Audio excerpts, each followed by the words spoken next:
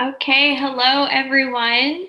Welcome to the Blue Chair Chat as part of Engage Nova Scotia's series called The Meetup about quality of life and well-being.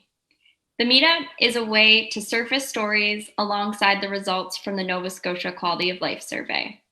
My name is Jennifer from Engage Nova Scotia, and I'm so happy to welcome you here this evening.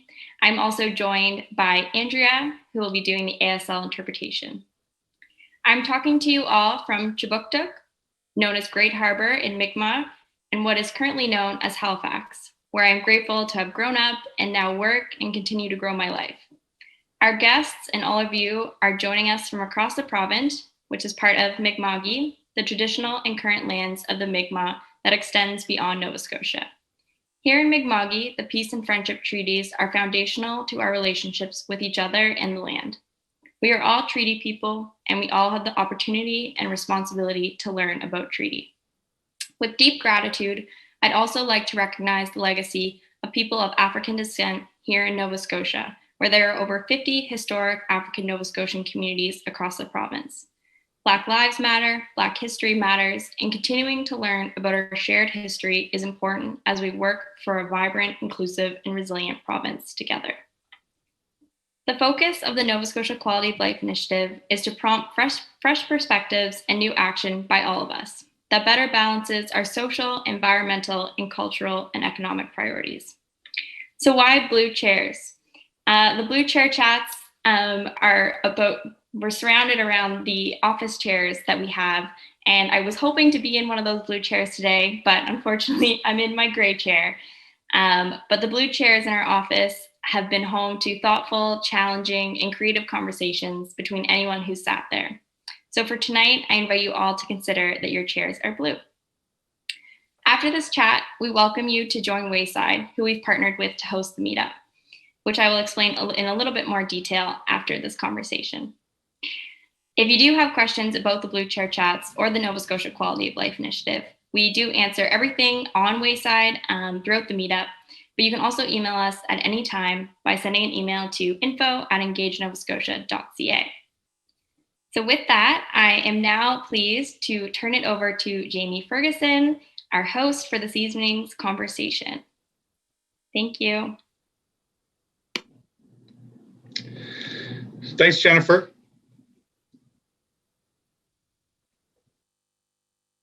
There we are.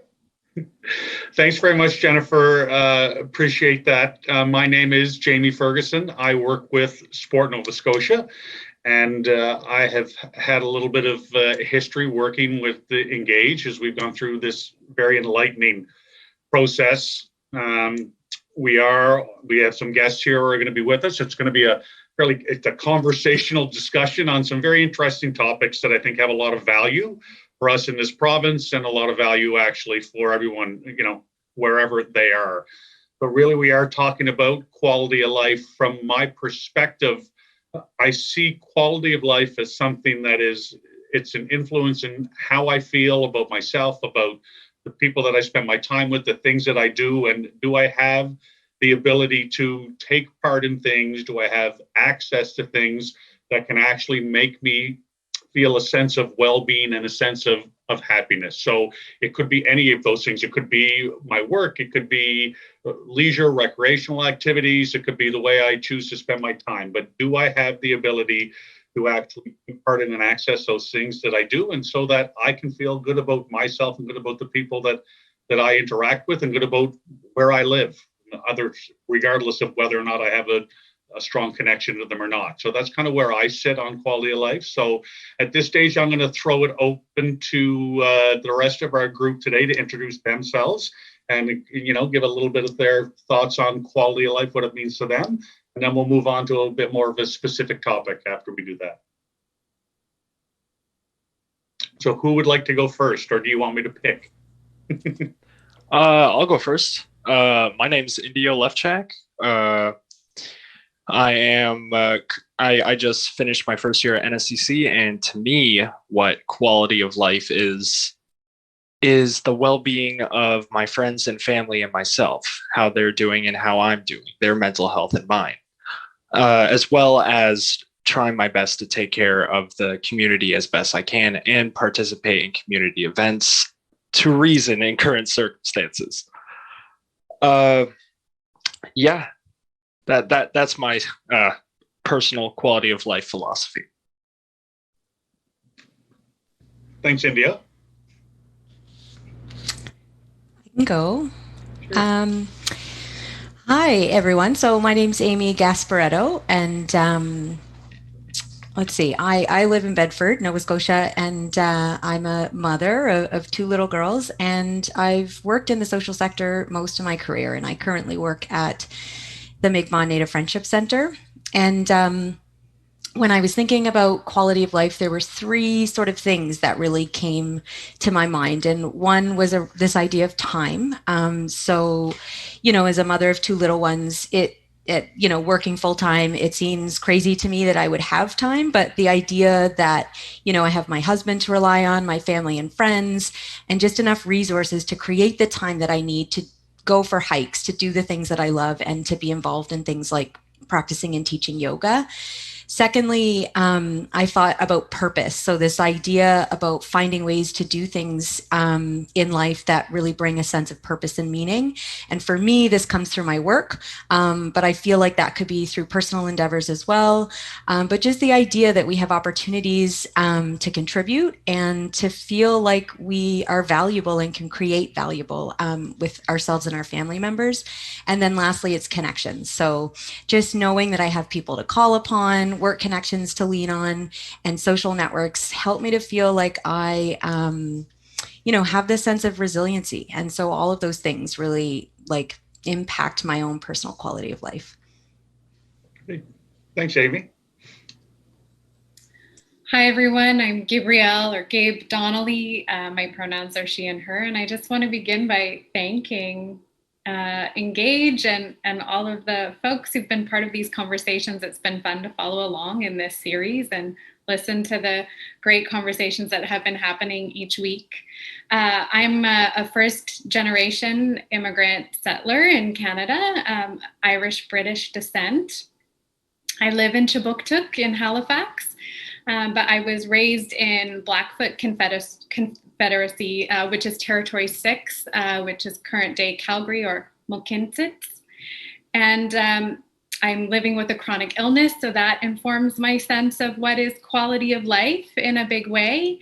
And in my work, I'm a professor at Acadia University, a scholar practitioner, I like to call myself, in the areas of community leadership, creativity, and social change, and really centering equity and social justice in the work of community resilience. So that's me in terms of an introduction. And then my sense of quality of life. I mean, of course, the tendency for me as an academic is to define it. And so I did look around, but when I was thinking about just what is my personal sense of quality of life, when I moved to Halifax and when I moved to Mi'kmaq, to Nova Scotia, I just felt a real sense of appreciation of the pace here. And the emphasis on relationships and community in a way that I hadn't experienced growing up in the suburbs of a large prairie city. And what has struck me as so meaningful to my sense of quality of life has been the range of relationships that I have, not just close family and friends, but a sense of community and of seeing people regularly, getting to know people on the streets, at farmers markets, at community events, which has just really stood out to me as a tremendous piece of what this place has to offer. And then as a sociologist, I can't help but just bring in the collective lens that I think is important here in terms of defining quality of life and how that intersects with class and race and gender and ability, and how there isn't equity of access to all of those things. And so those structural and systemic pieces feel really important to me as I think about quality of life and move through community life here in Nova Scotia. Thanks to everybody. That's great, and I think it's interesting, Gabe, when you say to try and define it, I've done some of the other work we've done leading up here. I've answered that question 4 or 5 different times, and I've never quite answered it the same way. Although it does seem to center back to two themes. But to your point on the larger collective, I mean, one of the points of what we're trying to do is raise awareness about the importance of quality of life. And so, historically, a lot of what we looked at, from a measurement lens was really gross domestic product. What's the GDP? Is the economy doing well? Is there, and obviously there is a connect there, but there also comes a point where that diverges and it's not necessarily related. And this is hopefully will help us kind of have that quality of life lens when we make decisions as a society, as a government, that we're also thinking about what is the impact in these areas that will, because the quality of life that we have is so very, very important. So with that said, I'm going to kind of shift a little bit just into our specific theme that we have for this discussion. And this is around people, relationships, and place. And it really, the pieces of that are a sense of community, and then, of course, potentially isolation and community vitality. So we'll talk a little bit around those things and how we see them, what the relationship is. And the specific question that we have to kind of move forward is, how do our connections to one another and to our communities matter to our quality of life? But once again, I'll kind of give a little start on this, and I like that we've got this one. Not that I don't like the other topics as well, but I do like this one because I think it's just so vital. I think that strong connections in our community, strong connections to family, loved ones, friends, and so many different types of connections are so important and influence our quality of life in such a massive way. And I also think that those types of connections, if you have good, strong connections, that they can help overcome other areas that may not be as strong. I mean, those often, if things aren't good in one area of your life, or you're not getting what you need, or something is not going well, it is exactly those people that you go to be able to have those conversations, to share those experiences with. And, you can get a better sense of well-being by having the opportunities to have those types of people around you. So to me, this is a vital piece of quality of life. It's hugely important at every level for everyone in all of our communities. And there's so many different types of connections that we might get into as we go forward today. But I think it's a fascinating thing to consider. And I also think when we talk quality of life, there's not much that is more important than talking about the connections that we have to one another and to our communities. So I'm interested to see what others think just on that question, how those connections matter.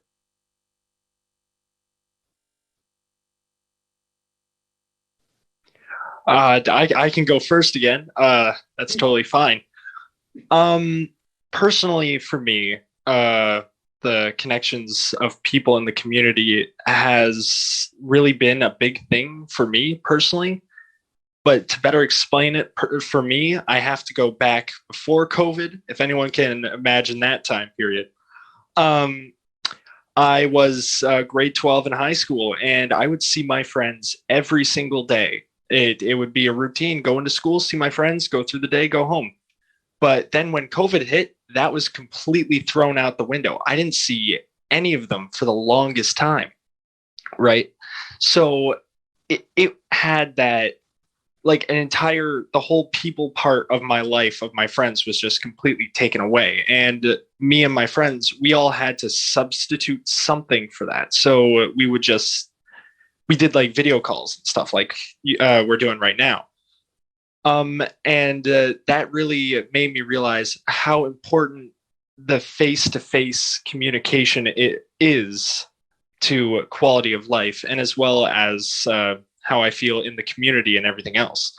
Face-to-face is a huge thing for me personally, as well as I used to go to a place called McPhee Center. It was absolutely fantastic. You would go see people every day, fantastic atmosphere. And that was a huge part of community for me as well. And all that being taken away by COVID was just completely strange and a completely alien kind of thing to then have to learn to adapt to a new sense of people and community, which I was thankfully able to do.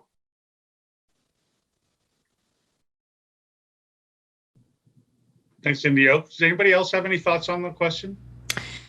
Well, funny enough, I started at the exact same place as Indio, and when I was thinking about this, there was a lot of personal and also work-related context because the work that I do at the Friendship Center is deeply, deeply connected to our theme today.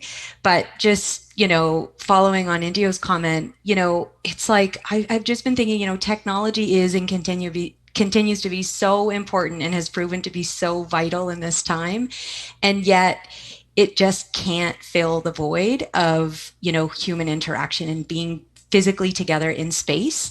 And I'm still able to feel this deep sense of isolation and sometimes loneliness in the face of so many social connections that are right now virtual. And so I've just been thinking about that personally. And in the work that I'm doing at the Friendship Center, we're sort of exploring the development of, what we call the support platform to enable inclusive participation at the neighborhood level. And to me, this really just feels like a sort of progression of interactions that are about feeling welcome and taking part and sharing gifts and talents and generating value for ourselves and others. And from there, being able to extend this into the neighborhood and generating a sense of belonging and place. And really what we're exploring is centered around this idea of value creation and how we support people in creating and sharing value for themselves, but also what it could look like if value were actually reflected in the spaces around us and the experiences that we're involved in every day. And how this helps to create a sense of connection and belonging. So for me, I've just been thinking about what it is that allows us to define and create value together and then reflect that in the spaces around us. And specifically, when we're able to do that with neighbors and so sort of supported to do this close to home, by taking part in activities and, maybe they're useful, practical, enjoyable, it helps to sort of build these or plant these seeds of trust. And what that trust then can foster in our neighborhoods. And one thing that I've been feeling is like, we want to get to this place of co-creation where, neighbors and people are working together to really build the kind of communities they want. And we need trusting relationships and we need social connection and connectivity. So I just, without human interaction close to home, I just feel like, we're missing so much. I'm missing so much. Yeah, I can't speak for others, but, I'm certainly really feeling how that's been affecting my own personal experience and how I show up in the community. Okay, Gabe, what do you think?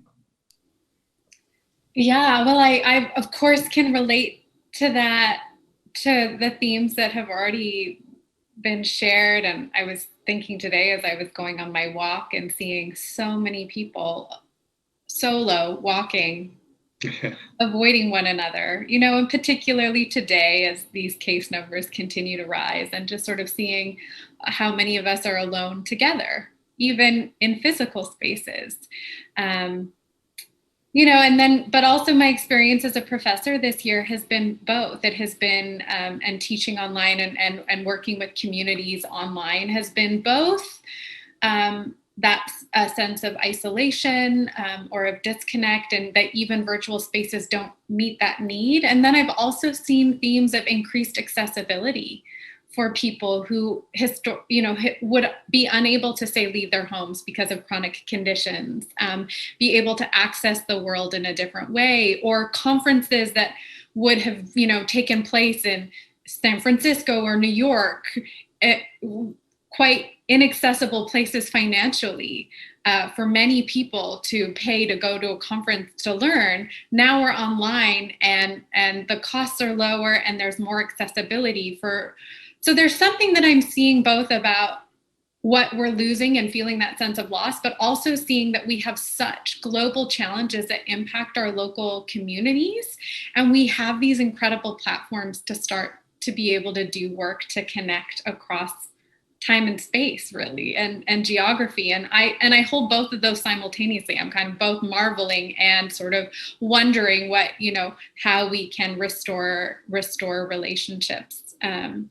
And then maybe just to say that for me, as I was thinking about this week and the topic being people, relationships, and place, I couldn't help but see the connection between land and place. And so for me, thinking about the work of truth, of reconciliation, and of decolonization, and how that's connected to relationships and to place and to land feels quite important to me. And I was thinking about, well, one, that relationships imbue almost every part of quality of life, if not every, we could arguably say, and but also that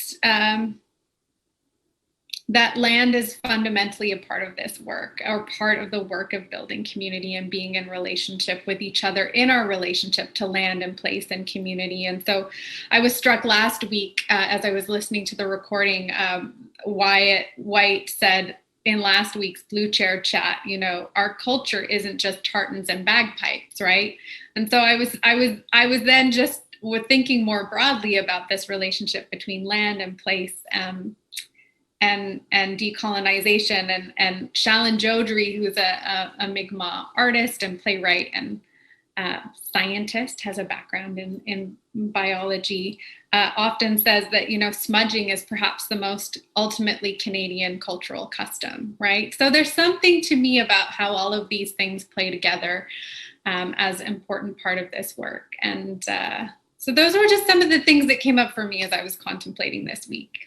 Yeah, it's funny because everybody touched a little bit on the reality that we're in now and the kind of pluses and minuses of the virtual connects.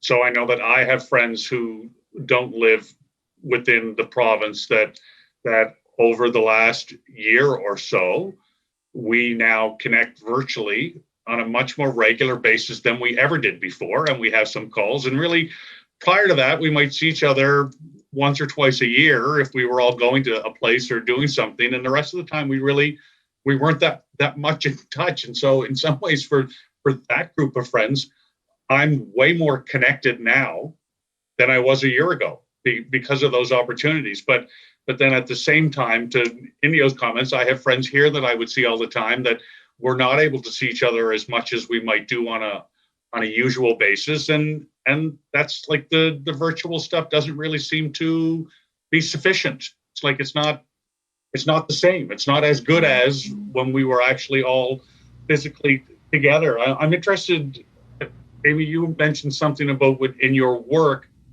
talking about the platforms and the isolation piece. And I mean, have you guys done some work in that area, in the impact, or anybody of kind of the virtual connects that are happening now and different, with perhaps different age groups and different demographics and those types of things? Well, no, I mean, we haven't done any work in the virtual space, which is so hard to imagine because recently we did launch a big pilot, and it was done as safely as possible in person. So very small, intimate gatherings, a lot of social distancing. But the one thing I just wanted to say, based on a few of the comments made, I feel like one of the challenges is that all of these things are just so inextricably linked. Like the idea that, we can build connection to land and to place in the absence of other human beings just feels so absurd to me. I mean, I know we can do it, but the other thing is like it feels like these are layered experiences. And so humans and other human beings help us to create and make meaning, within cultural contexts and the way we understand and, interact with space and place. And so that's what feels so difficult to me, because even in this work that we're doing with the Friendship Center, it is deeply aims to center reconciliation. And it is all about being together in space, learning from one another, opening up the kinds of conversation through safe dialogue in relation to the places we inhabit. And so when you disconnect any of those things from one another, none of it feels whole, which is, I think, what we're surfacing here. It's like, it can't be just online. It can't be just about place. It can't be, like in person. So I don't know. It feels like we're all sort of saying the same thing, but just through different lenses. Yeah. Well, when you speak to the Land Connect, see, I'm from Cape Breton. So there's and so there is a connection to other people who are from Cape Breton. It's not really the land, but it's almost a shared experience where if you find out that it's a place, it's got its own little thing, and you were from there and I'm from there. Oh, hi, how are you? Like, you don't need to have, there's an immediate feeling of, okay, well, I have a level of connect with this person just because of that. But I mean, that can be a personal kind of shared experience piece. I mean, there's so many different types, and I know that we can talk a little bit more about this, but there are those very deep connects that you have maybe with your family and your loved one and your very, very close friends. And then there's connects like the one I just mentioned. There's small connects that could be vital, just, that you have with neighbors and those types of things that become vitally important.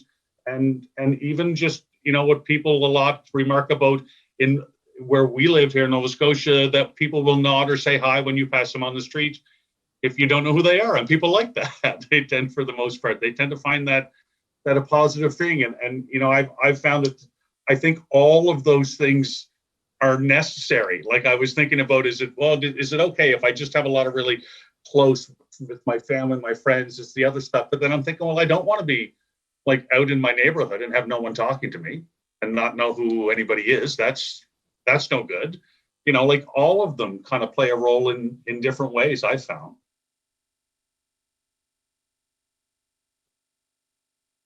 Anybody else have anything that they thought would be kind of related to that?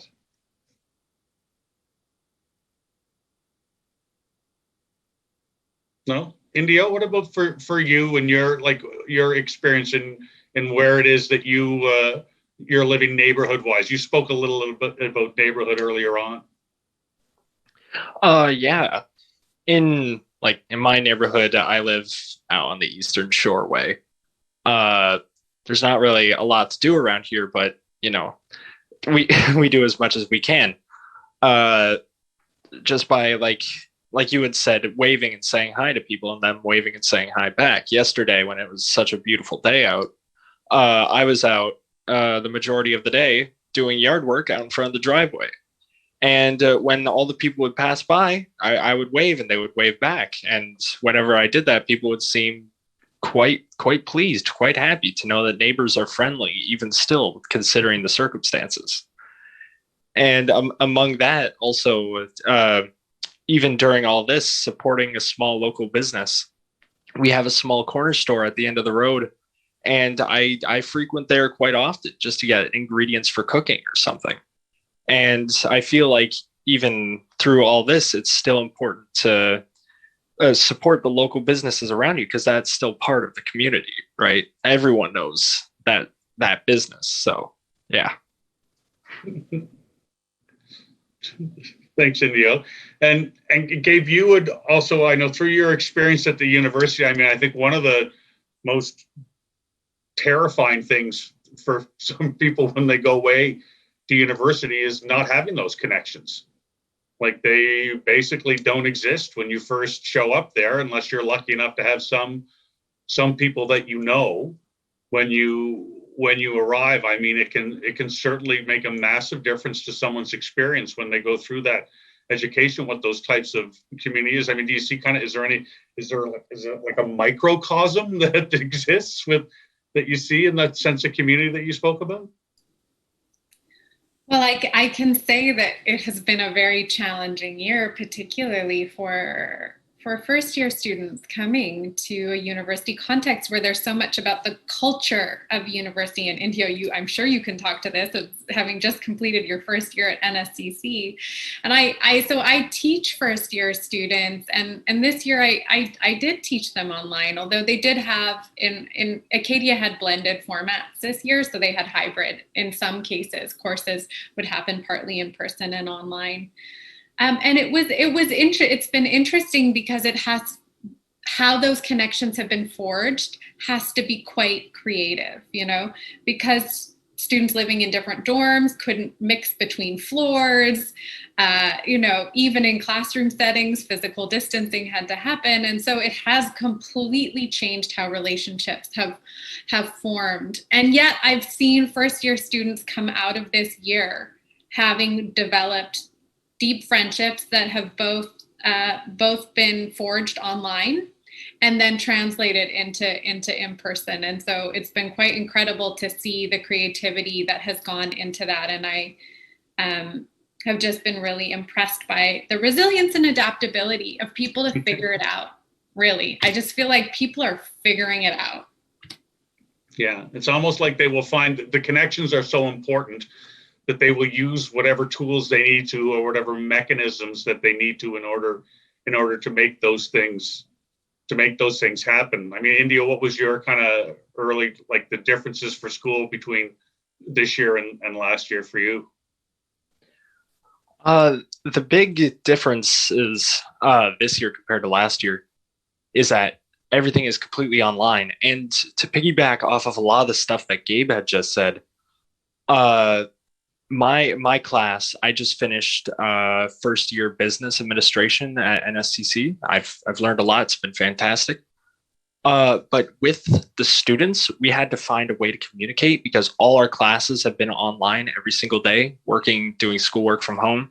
So what we had done is that we had formed a massive group chat with every single person from the class. And everyone would talk about, okay, the assignments for today and group projects. Those were a big thing. So you had to be in contact with your group members and communicate through that. And through this whole year of watching that, I have seen a lot of friendships be formed. And even I've come out of this experience with a lot of good friends now that I necessarily wouldn't have had before. And it's been a really crazy, cool experience. Bizarre, but cool. Yeah, like I said, Amy, have you found it any different, or how's it kind of changed your thoughts on it?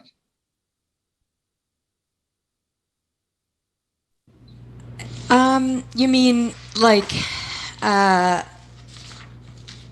COVID or change? Well, just kind of the different situation we're in now. I mean, it's kind of a unique thing to be able to think about, that we've actually thought a little bit more about how we stay connected and do things. And so, I mean, have you just found have you found different ways to kind of stay up to speed with the people that you would maybe normally see a little bit more than you usually do? I think I've definitely begun to, I'm leaning into technology much more than I have in the past, and I appreciate it, and I'm grateful that it's there. But I also feel like personally, I'm approaching it very differently, where it's like, I just have this sense that things will change again, and as human beings, we're just so deeply adaptable. And, I was listening to this podcast recently that's like, what's going to happen when everything opens up again? Or is it just going to be wild and people having these parties? And it was sort of like, no, probably is people are going to settle in quite quickly.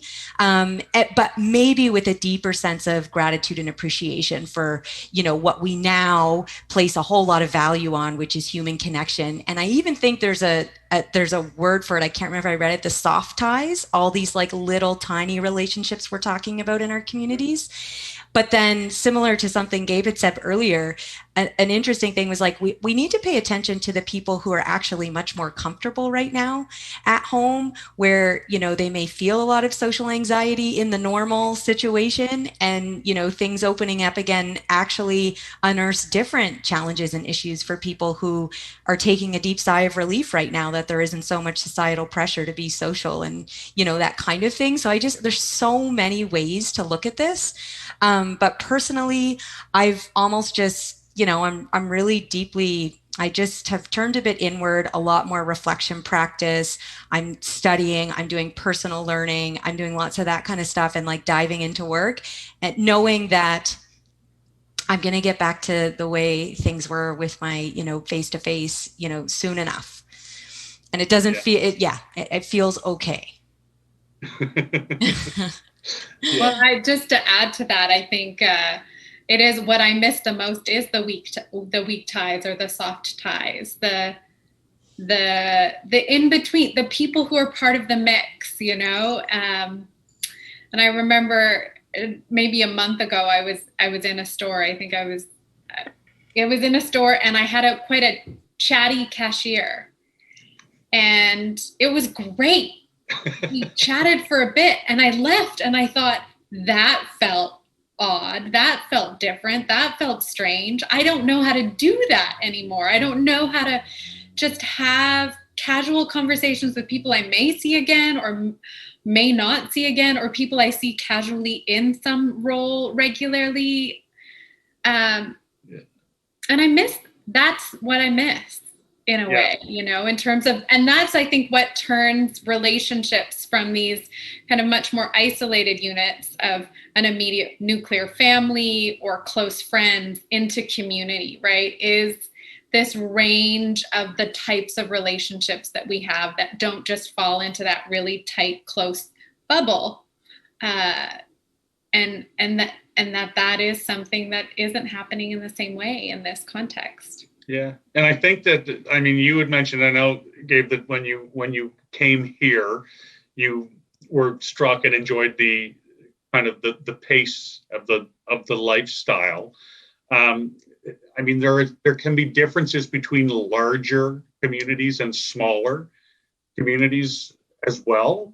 And, you know, I know that there's kind of a belief perhaps that, well, people in smaller communities have better connections within their communities than people in large communities do. Like, I don't know if that's necessarily the case, but I mean, having lived in a couple of different places, Gabe, do you have any experiences in that, or thoughts on kind of how that works, or how it manifests itself in the different kind of urban versus smaller places?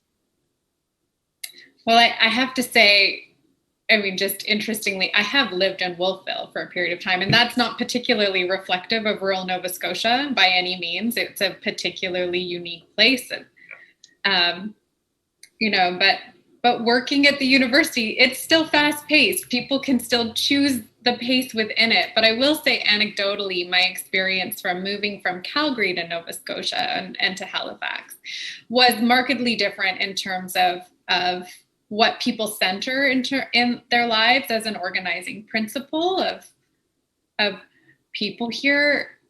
There is a sense of valuing tradition and culture and history and quality of life in a different way than a much more kind of economic driven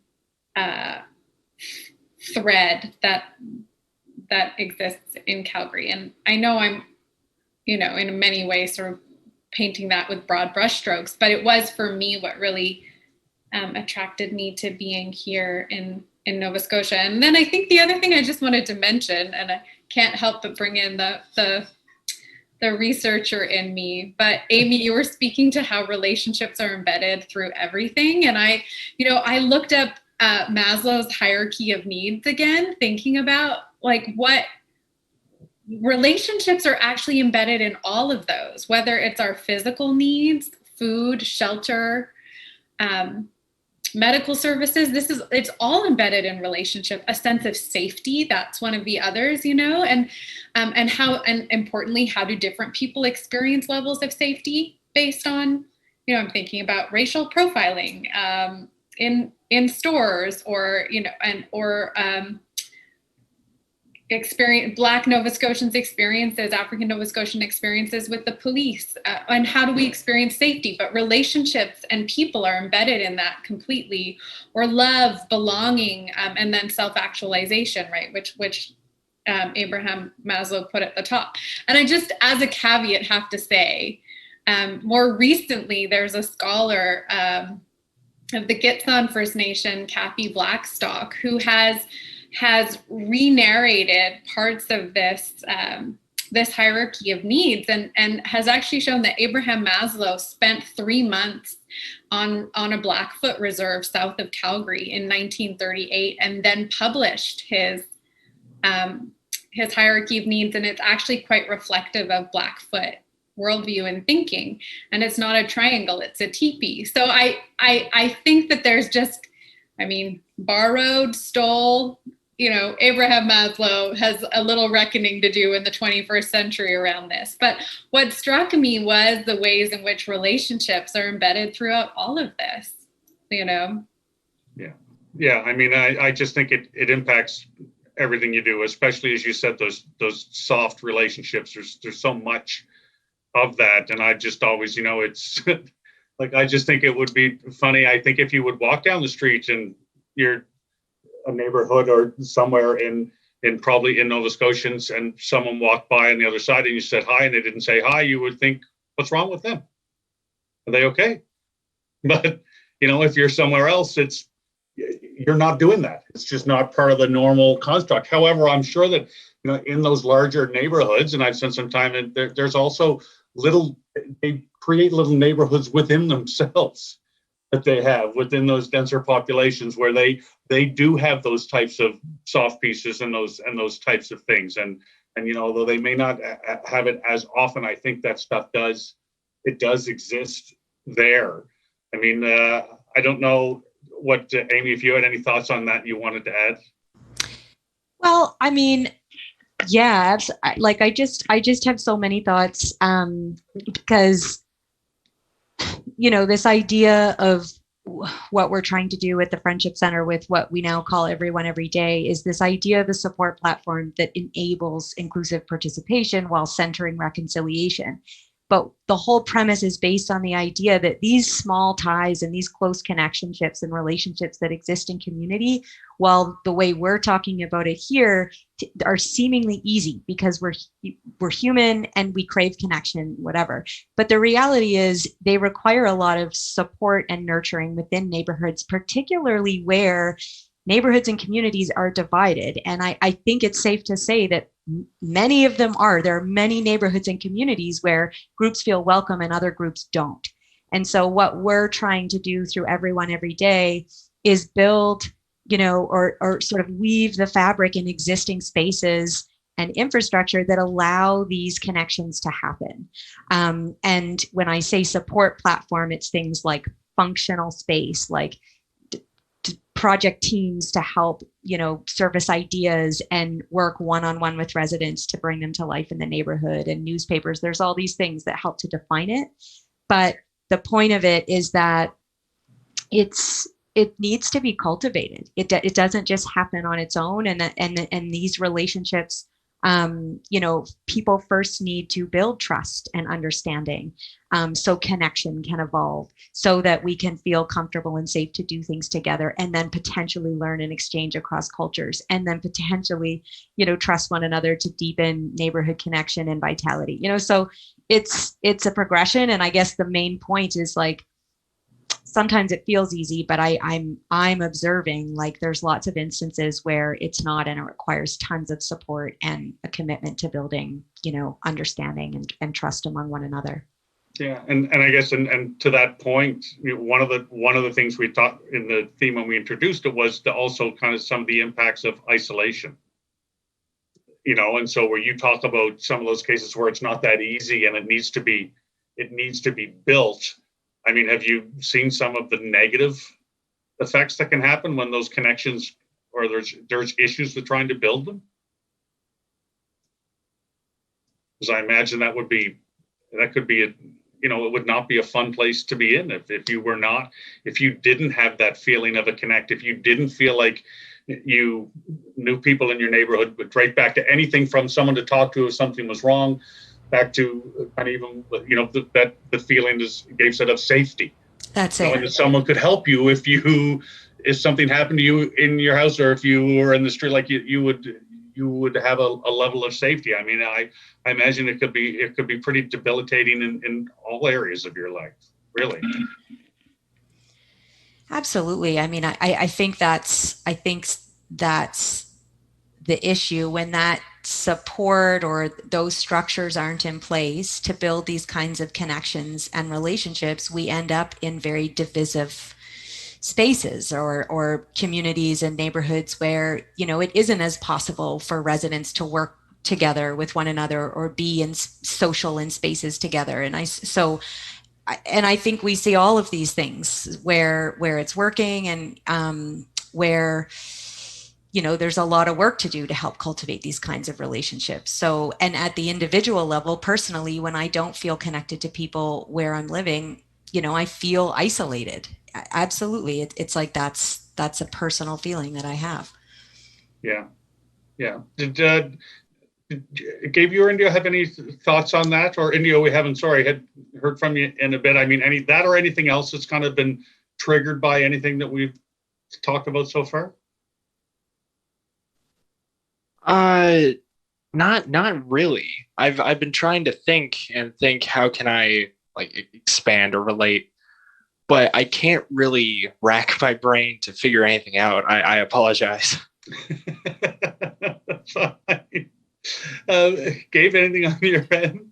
Well, it's making me think of belonging, a sense of what is belonging and who gets to define belonging, right? And I think about, for instance, the One North End initiative that really is trying to, we're thinking about, there are two North Ends, right? And who feels a sense of belonging there right now? Is it the folks who've moved, primarily white settler Nova Scotians who've moved in and gentrified a neighborhood en masse?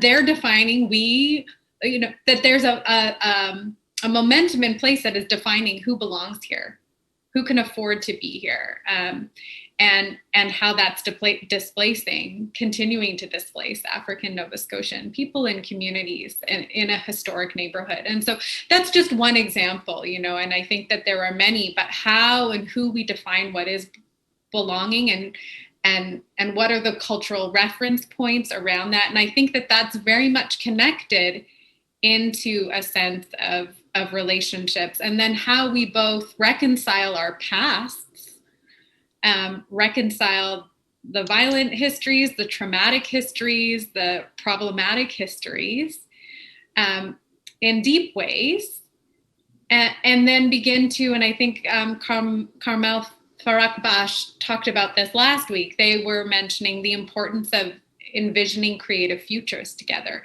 but that both of those things have to happen simultaneously. And I think, just kind of Amy talking about the work that you're doing and seeing the ways that that's a part of this. And that very much comes from a community development perspective as well.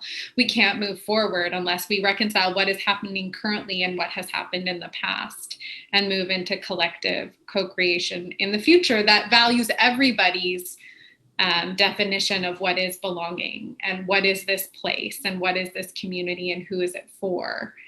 And Gabe, just to follow up just quickly on that, when you talk about community development, like how are relationships part of that? When you're talking about community development, how are relationships captured within that work? Well, I would say it all happens through relationship, right? So if we think about economic community development, that would be where we would be thinking about things like GDP and how, and the financial economic elements. But when we think of community development, it's very much in that relational sphere. And a lot of my work has been in collaborative leadership and participatory leadership, which is how do we bring people together to envision what's possible in communities and in the world, and seeing the importance of equity and diversity and of in that work is essential for us moving forward. Mm-hmm. And go ahead. I would just, and I think that is sort of deeply what the work that we're sort of exploring is, what it's shaped around. And I would say one step further for me is this link from belonging to agency, and sort of agency, self-determination, whatever it is, but this idea that we need to feel welcome, included, like we belong, in order to feel a sense of agency or even desire to move from our own skills, talents, whatever the things we all inherently possess, to shape the spaces and the places around us. And so these things are so intricately connected in terms of how we participate, how we take part, how we're encouraged, how we feel included and belonging, and then how we feel a sense of agency to shape our communities. I just wanted to add that. Yeah, and so do you see a role then and a relationship between that, like, and almost, and we say this, and kind of almost to your point of a willingness or a confidence to try new things because you are confident in your relationships that you have with people, that you're more likely or more comfortable to try and perhaps take part in something that you haven't done before. To give you a very simple example that you made with a group of friends, say, yeah, I'll go try the activity X. I've never done that before. Oh, come try it. It'll be fun. And you'd be like to do that. But with a group of people that perhaps you don't know or that you've just met, you might be less likely to put yourself into that situation. So your ability to have that kind of confidence and the trust in the relationships can actually help you move and do different things, consider different things, go in different directions. Indio, do you have any thoughts on that one? My main thought on that one is the saying, if your friends jump off a bridge, would you too? Right? If you have this deep connection with these people and they say, hey, let's go do activity X, and you're a little nervous, but you know that they're going to do it. And if they do it, well, then why not you do it? Right? You're going to be a great parent, Indio. Well, I mean, well, thank you. That's really the main connection that I made with that. Yeah, no, that's fine. And I mean, have anything else? Because sorry, Indio, go ahead. I was going to say, well, I mean, depending on what the activity is, it's a good philosophy to live by, right? Yeah, absolutely. Yes, and there's degrees of the connection that you want to engage in there for sure. I'm well aware of that other type of connection that people would have. We don't have a ton of time left, and I didn't know if anybody had any kind of different things that I haven't brought up or we haven't touched on yet that they thought would be important to add to the conversation at this point, that we haven't, kind of an area of this maybe that we haven't touched on or they'd like to build on a little bit more? No? Okay. I would say, Amy, that you brought in that piece around agency, and I would just say that what it means to create a sense of belonging that is inclusive and that reflects all of the communities and people that are in Mi'kma'ki and in Nova Scotia, that this is a long arc of work. And, to shift some of the narratives that have been defined primarily by settler populations, right? And so I just see it as the work of a lifetime and potentially many generations ahead of us. And so I really like this framing of belonging. And I think from a sociological point of view, historically, belonging was defined as, you felt a sense of belonging with people like you. Yeah. And I actually think that we need to all work on expanding what our definition of belonging is, to be much more robust and broad, and that we're going to potentially have to sit with really uncomfortable tensions around that, and feeling both a subjective sense of belonging, but also a sense of kind of working towards what are the loose ends and the frayed edges here that are important to tend to and look at. So those would be my closing thoughts. Yeah, and so almost kind of like a belonging and not just fitting in, essentially, like a true belonging, a true being valued, being welcomed for yourself, essentially. Yeah, and I see Jennifer has popped up there. Jennifer, are we wrapping up here? Yeah, unless there's any last words, or I can kind of hop in. Great. Thank you so much, everyone. I was like wanting to jump in so many times because there was just so many good little pieces, and I was trying to think of the best way to like wrap it up because there were so many things that I could have gone on about. But I mean, the title for this week's theme was People, Relationships, and Place. And I think really you all touched on how, there's the place, there's the people, and that relationship is such a middle kind of connecting piece of all of them. And those three pieces work together so tightly, and, making space for conversations about relationships. And when they succeed in place, maybe without people, or when they succeed with people, but maybe not as much place, or the place looks different, just how much there is to kind of think about there. And it's really interesting, just the time that we are living in right now, which of course is going to come up in a conversation like this, has given us an opportunity to think about that in a way that I know I would have never imagined this position. I don't think any of us could have imagined where we are now. But it's a bit of a moment to really like dive into conversations like this. So I'm really grateful for all of you for opening up space for this conversation. And I even just put things like the soft ties. I love that, because my favorite things, I was working in a restaurant before and loved just like having those people come in. And I know how important those are, just feeling like you're a part of something bigger. So thank you so much. And just a few housekeeping things as we close up. So as I mentioned at the beginning, you can keep talking on Wayside. It'll be in the chat here and in a follow-up email. So any questions or conversations that you want to carry on will be on Wayside. We're answering there. Catherine is always putting in things there. So join in on that. And maybe the first question you could go in and reflect on in Wayside is, has your perspective shifted? And if so, why? So this Thursday as well, we are hosting the Whiteboard Jam session. So about people, relationships, and place on Thursday from 1 to 2. So you'll be able to put pen to paper literally in this workshop virtually with us, and we will guide you through a series of reflection and brainstorming activities. So as I wrap up here today, I want to thank you for tuning in. Hosting these online events are a new and exciting challenge for us, and we very much welcome feedback. We'll have a little feedback link in the chat, and we will be following up with an email as well. So thank you so much, everyone, and I hope you have a wonderful evening, and we will see you soon.